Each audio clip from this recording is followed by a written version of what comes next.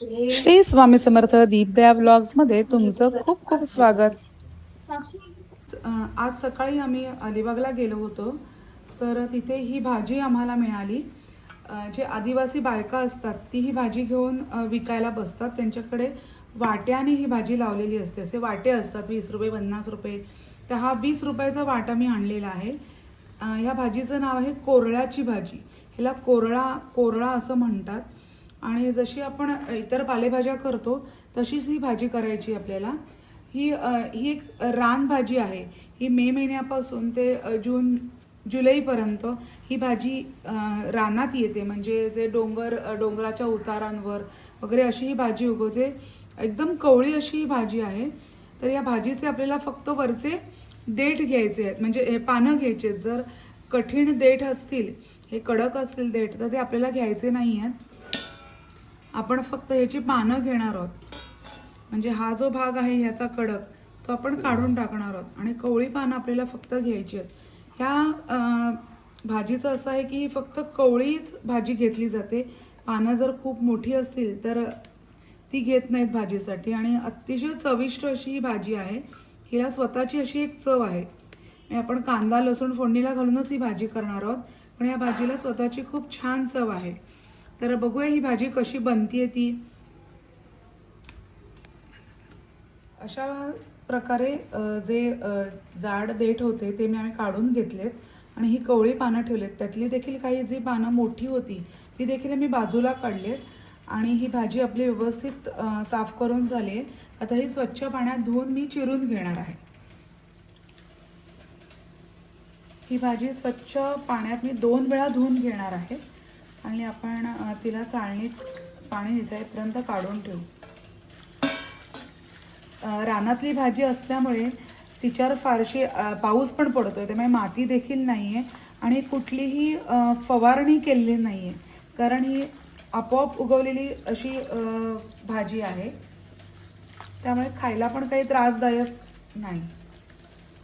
2 पाण्यात आपण ही स्वच्छ धुवून घेऊया.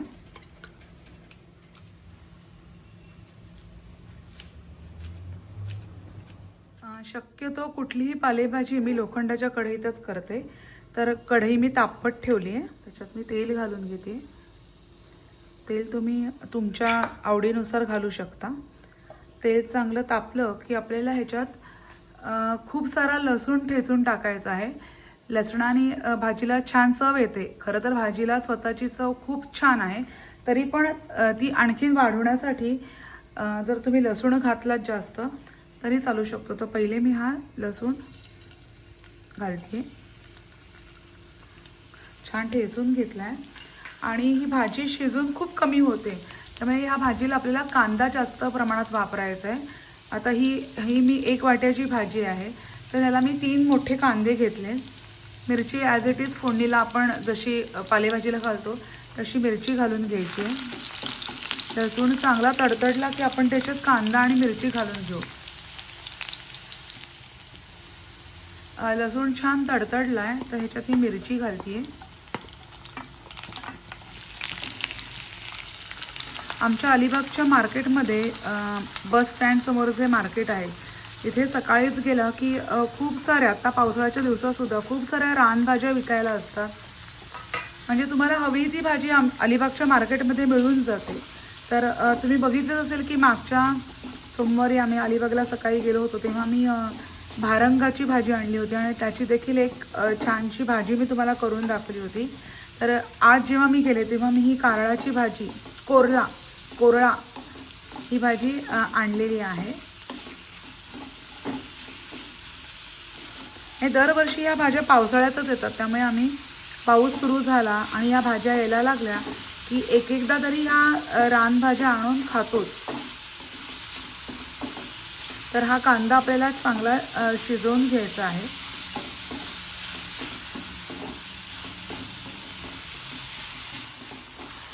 कांदा आपला छान शिजतोय. आमच्याकडे या भाजीला कोरळा असं म्हणतात. काही ठिकाणी या भाजीला कोळू असंही म्हणतात. तुमच्याकडे ह्या भाजीला काय म्हणतात नक्की कमेंट करून सांगा.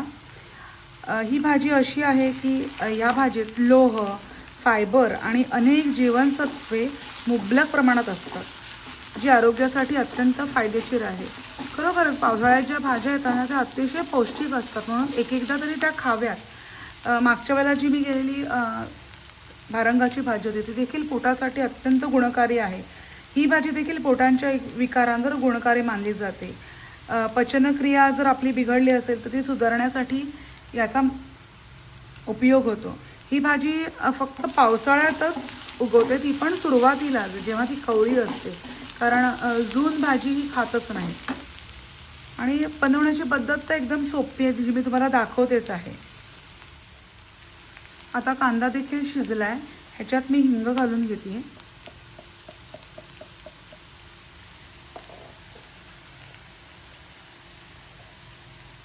हळद घालते.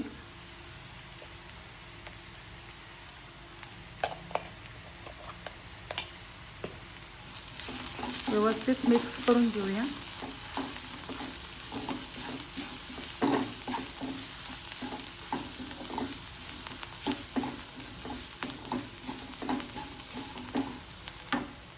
कांदा शिजलाय, आता ही चिरलेली भाजी आपण यात घालून छान ढवळून घेऊया. ही भाजी शिजली की खूपच कमी होते.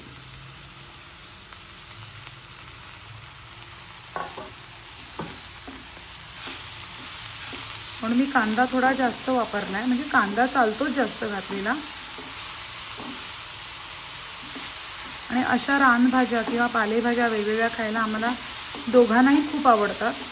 आधीला पण आवडतात आमच्या, पण आम्हाला दोघांना जास्त आवडतात.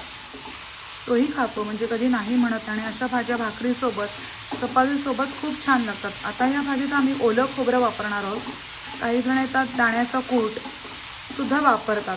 आणि ह्या दोन्हीपैकी जर तुमच्याकडे काही नसेल आणि नुसती कांद्यावर ही भाजी परतून केली तरी ही भाजीची चव खूप छान लागते. तशी भाजी तुम्ही करू शकता.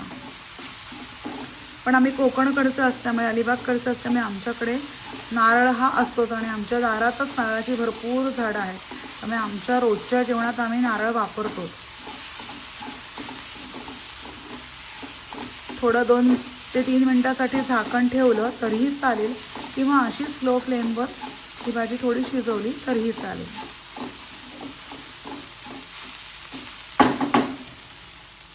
मी 2 ते 3 मिनिटासाठी झाकण ठेवून घेते आणि गॅसची फ्लेम देखील स्लो आहे. तर 2-3 मिनिटानंतर आपण बघूया. 3-4 मिनिटं झाली आहेत. मी झाकण काढून घेते. भाजी देखील आपली छान शिजली आहे.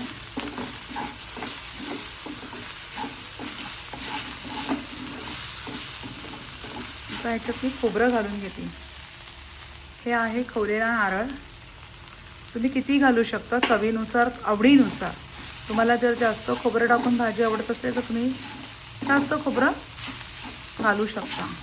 आम्ही ओला नारळ वापरतो, सुक्का नारळ नाही वापरत पालेभाज्यांसाठी किंवा कुठल्याही. आम्ही जी भाजी करतो आणि आमच्या प्रत्येक भाजीत हा नारळ हा असतोच. आता ह्याच्यात मी मीठ घालून घेते. मीठ थोडं कमी प्रमाणातच घालायचं, कारण ही भाजी खूप कमी होते, त्यामुळे कधी कधी अंदाज येत नाही.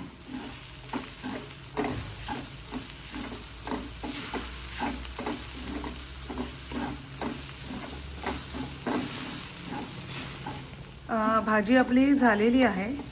गॅस बंद करून घेते. ही भाजी तुम्ही भाकरीसोबत किंवा चपातीसोबत खाऊ शकता.